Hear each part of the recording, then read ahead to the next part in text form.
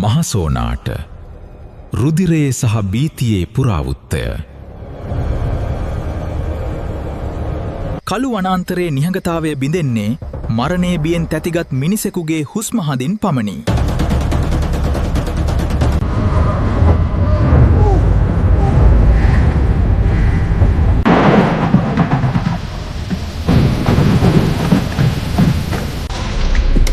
ඔහු පසුපස හඹා එන්නේ මනුෂ්‍යයෙකු නොවේ. එය වනාන්තරයම වැවුලවන අද්භූත බලවේගයකි.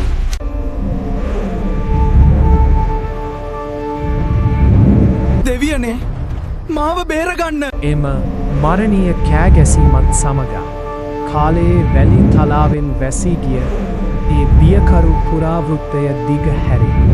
ලක්දිව වීරයා යක්ෂයෙකු වූ ශෝකජනක කතාවක් මහසෝනාගේ උපතේ සිට සියලු සත්‍ය කරුණු ඇතුළත් කතාවක් මෙතැන් සිට ආරම්භ වේ. මීට සියවස් ගණනාවකට පෙර හෙළදිව රිටිගල කඳුවැටිය ඇසුරු කර ගනිමින් විසූ ජයසේන නම් රණශූරයා දේශයේ වීරයෙකු විය.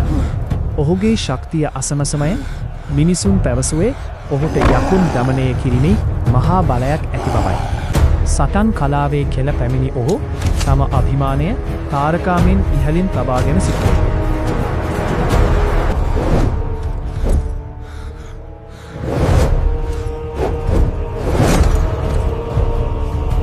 සෙබළුන් අතරේ අහස උසට පෙනෙන පොළොව දෙදරවන පියවර තබන දස මහා යෝධයන් අතර අභීතම සෙබලා මොහු මහා සෝන යෝධයයි දස දහසකගේ ශක්තිය එකම දේහයකින් විදහාපාන ඔහු දුටු ගැමුණු රජුගේ ජයග්‍රහණයේ ප්‍රධානතම ආයුධයයි. යුද බිමක මහා සෝනා යනු මරණයමයි. ඔහු සතුරන් අතරට කඩාවදින කලා බියන් මුසපත් වූ සේනා තැතිගෙන පලායයි. යකඩ ගදින් සිදුවන විනාශය නතර කිරීමට කිසිදු සතුරෙකුට නොහැක්ට. එක්ක අතකින් පලිහක් දරා අනේක අතින් ජයග්‍රහණයේ පතාකයන් ඔසවමින් මහා සෝනා සිංහල දේශයේ නිදහස වෙනුවෙන් සටන් වදියයි. ඔහුගේ එක්ක පහරක් දස දහසකගේ හදවත් බින්ද දමයි. මම ඔබේ ගම ආරක්ෂා කරන්නෙමි. ඔබතුමාට දීර්ඝායුෂ ලැබේවා. ගම්වැසියන් ඔහු දෙස බැලුවේ බිය මුසු ගෞරවයනි. ජයසේන යනු ඔවුන්ගේ ආරක්ෂකයා විය. දුටු ගැමුණු මහරජුගේ දස මහා යෝධයන් අතරෙන් අසමසමා ශක්තියක් ඇති ගෝඨයිම්බර යෝධයා. සතුරන් දුටු සැනින් බියපත් කළ හැකි මහා ගිරි ශිඛරයක් බඳු ශක්තිමත් දේහයකින් හිබි අපේ ඉතිහාසයේ විරු වීරයා. රටත් ජාතියත් බේරා ගැනීමේ මහා සංග්‍රාමයත ගෝඨයිම්බර යෝධයා පියවර තබයි. ඔහුගේ එක් පියවරකින් පොළව කම්පා වෙවයි. සතුරන් අතරින් මහා ගිනි කන්දක් ලෙස ඔහු ඉදිරියට ඇදෙයි. සටන් බිමේ සිංහයෙකුසේ ඔහු හැසිරේ.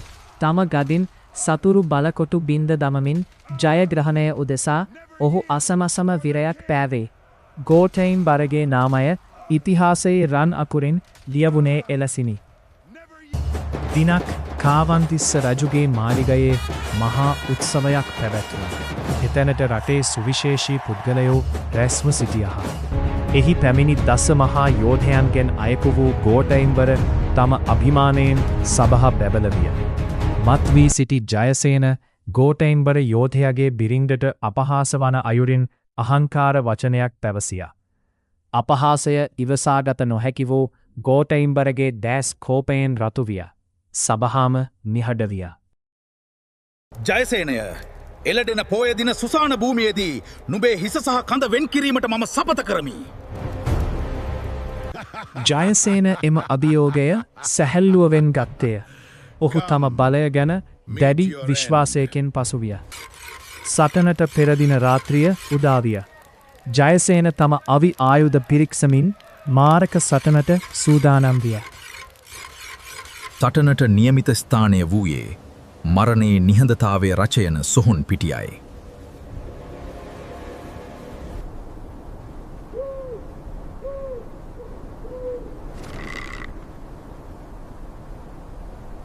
දෙදෙනාම එකිනෙකා හමු විය.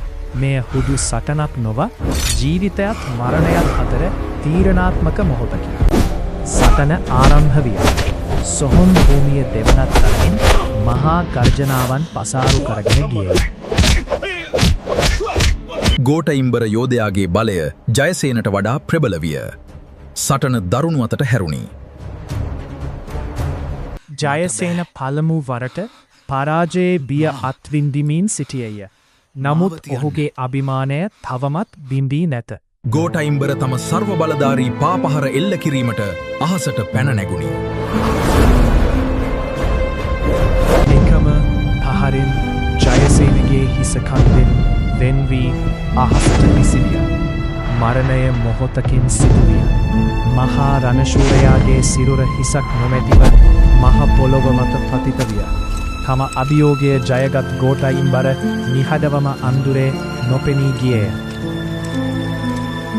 ජයසේනගේ මිතුරෙකු වූ සෙනසුරු දෙවියන් මේ විනාශය දැක ඔහුට නැවත පණදීමට තීරණය කළේය. දෙවියන් මේ විනාශය දැක ඔහුට නැව පණදීමට තීරණය කළේය.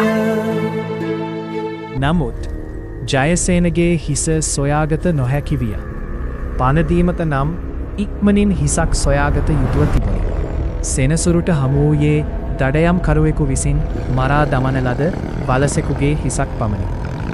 කලබලයේදී සෙනසුරු දෙවියන් විසින් වලස් හිස සවිකරන ලද්දේ පිටුපසට හැරෙන පරිදිය. මියගිය සිරුරට පණ ලැබුණි. නමුත් පණ ලැබුවේ ජයසේන නම් මිනිසා නොවේ. මහසෝනා උපත ලැබියේ. රුධිරයට පිපාසිත අඩක් වලසෙකු සහ අඩක් යක්ෂයකු වූ මහා භීෂණයෙකු. ඔහුගේ පෙනුම දුටු සතුන් පවා වනාන්තරයෙන් පලා ගියහ.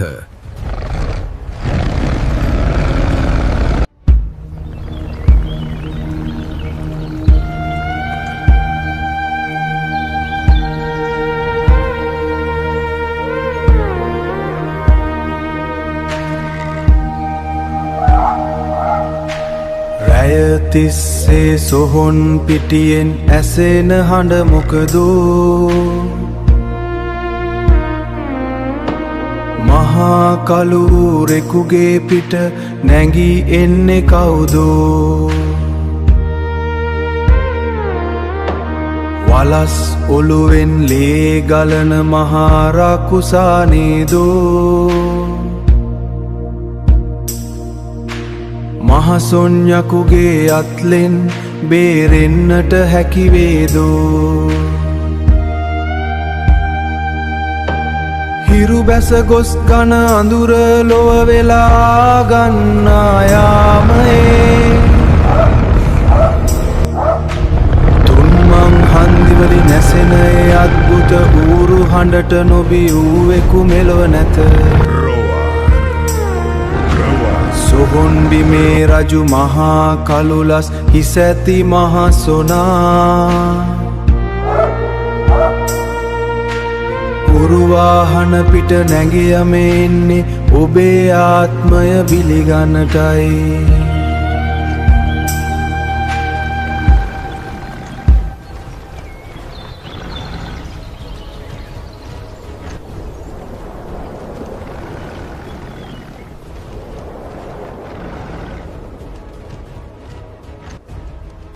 පැරණි ජයසේනගේ මතකය මැකී ගොස් ඔහු තුළ සිටියේ ලේපිපාසිත අමනුෂ්‍යයෙකු පමණි. ඔහු දැකපු පළමු මිනිසා බියෙන් ගල් විය. මහසෝනාගේ ශාපය ගමට ඇතුළු විය. සාමාන්‍ය මිනිසුන්ට ඔහුව නැවැත්විය නොහැකි විය. ඔහු මාරයාගේ දූතයා බවට පත්විය. ඔහු තමා මියගිය සුසාන භූමිය තම රාජධානිය කරගත්තේය. එතැන් පටන් ඔහු එහි අධිපතියා විය. පෝය දිනවලදී ඔහුගේ බියකරු ගර්චනාව මුළු ලක්දිව පුරා දෝංකාර දුන්නේය.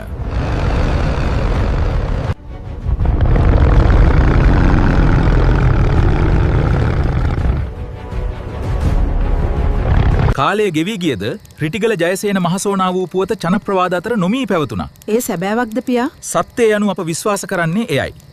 ඔහු ගොතුරු කරගන්නා මිනිසුන්ගේ පිටේ තබා යන නිල් පැහැහැති අත්ල සලකුණ ඔහුගේ අනන්‍යතාවය විය. අදටත් හුදකලා අඳුරුමාවත්වල තනිවන මිනිසුන්ට මහසෝනාගේ සෙවනැල්ල මුණගැසෙන බව පැවසේ.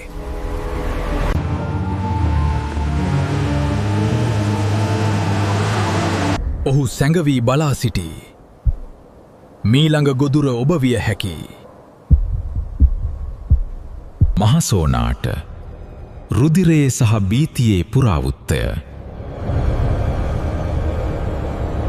තවත් ලස්සන කතාවකින් හමුවෙමු.